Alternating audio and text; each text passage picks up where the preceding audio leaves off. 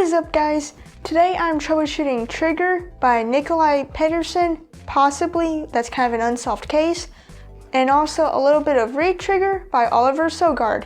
Now, these two cuts did take me quite some time to figure out and learn, especially since there was not a video like this one, but I tried to learn it many months ago, couldn't get it, so I took a break and moved on to learning something else.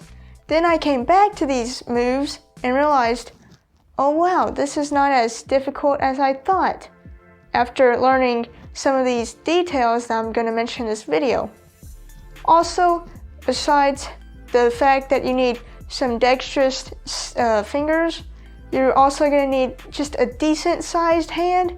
Now they don't have to be super big, but they also can't be like overly small. Especially if this move causes you any pain, don't hurt yourself. But just for reference, we got ourselves a tape measure.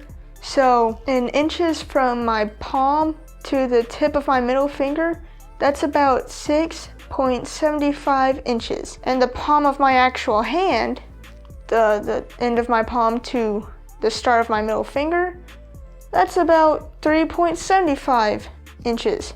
So, use that for reference. If I can do trigger and retrigger and you have bigger hands than me, unless they're like fatter, then you can probably do trigger and retrigger just as easily. But anyway, let's get started with those tips, starting now.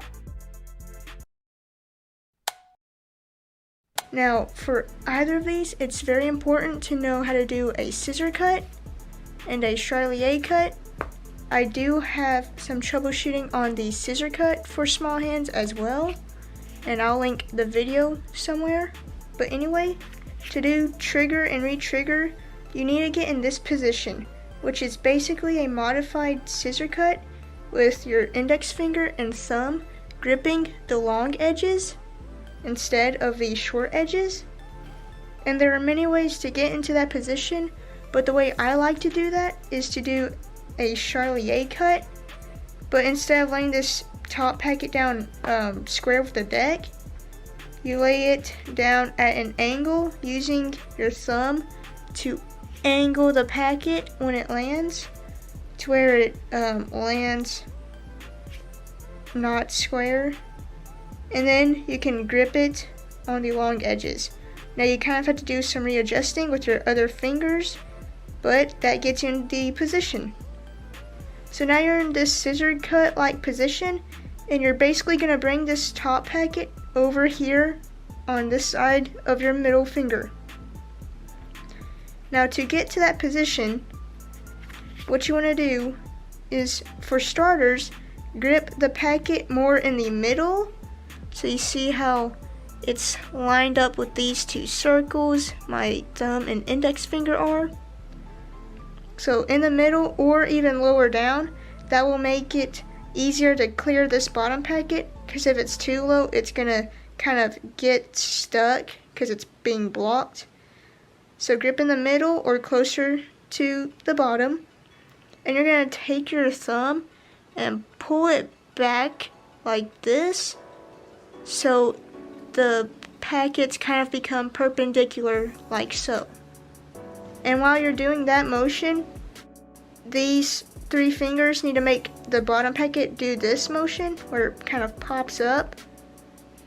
And basically all you're doing is bringing your fingers downward to where it pushes down that corner kind of, and then you're just relaxing the grip so the packet is only being held by the pads down here.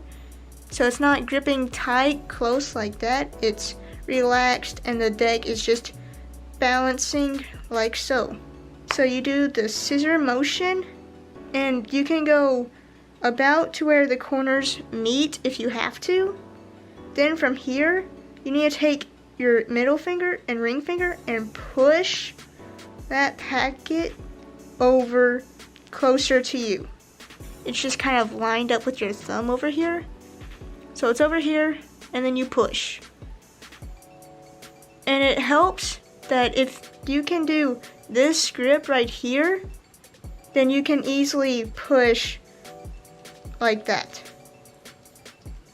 But also to push, you need to have that cleared, so that's why we moved our thumb. And then from here, you want to keep moving the packets until you get to right here. Now this position is kind of uncomfortable, but with some getting used to, especially if you just practice holding the cards without the other packet, it will be easier. Also for trigger, you need to make sure you move it over with this short edge on top. So don't try and go behind, because that's what makes it hard, because then you can't keep rotating it because it's being blocked. But you're here, and now we're going to learn this little rotation pivot move. So you move it over, and right here your middle finger needs to straighten out so it can contact by your thumb on this long edge. And then once you have a tight enough grip, you can let go with your thumb, and this bottom pack should be held up to where there is space for you to move your index finger and curl it in like so. So it's here, your index moves over while your middle finger also pushes, and your index curls in like that. Push with your middle finger while your thumb also moves out of the way. Index finger curls in. Now learning this, I had to really get used to that curling in of the index finger, and that's what probably took the longest. So get in position like scissor cut, move it with your thumb, push this bottom packet with your middle finger and ring finger over, bring this packet down and take out your middle finger and straighten it to where it can contact. Make sure there's space for that bottom packet. Move your index finger towards you down while curling in, while your middle finger moves up. It's kind of like this motion. Middle finger moves up while index finger kind of moves down. And that's the trigger cut. Now some people have said that there is no space, and I think it's probably because you're gripping too tightly on this bottom packet, because I'm gripping it really tightly and I can't fit it through. You have to be looser. It's also very common and easy to drop cards when you're in this position, where the packet may rotate around your middle finger and fall down. Again, you gotta get used to that. Now for retrigger, I'm sure you already know this, but it is very important that you have a good idea of how to do normal trigger, but you are in this position from trigger, and your middle finger is gonna break off the packets. Now the breaking off is the hardest thing. Now what Oliver does mention is you want to take your middle finger and push towards your thumb. So obviously you're contacting it on the long edge, and you want to push your middle finger and thumb toward each other. Now the common misconception, I guess, is that when you push your thumb and middle finger together, it's going to always split off. No, it's not going to split off the first time you try to split it off. It's going to take some practice and building up the muscle to be able to apply enough pressure. But again, you do want to do what Oliver says, contact the long edge and push towards your thumb with your middle finger, and then also pull down. Also, on my middle finger, I like to use about this section, which is the section right after that knuckle or joint or whatever that is. So that's not a bony part, it's more of a fleshier kind of part. Also, if the cards are beveled, so like if they're beveled this way, it will be easier to split off as well. and you can bevel the cards by pushing with your thumb more than your index. Hopefully you can see that bevel. Take your middle finger and push against your index finger on the cards and pull down and towards your thumb. Then from here you basically do another scissor cut like motion to clear, and then you go into like a normal trigger while doing a scissor cut as well. Hopefully that does make sense. I feel like that's more easier than splitting off the packet, in my opinion. Splitting off the packet was definitely the hardest for me. And again, that mostly just relies on muscle, because you kind of like don't have the muscle, or you don't have the muscle memory to know how much pressure to apply to the cards. Basically what I did is I just pushed as hard as I could until it split off, but basically just keep trying to push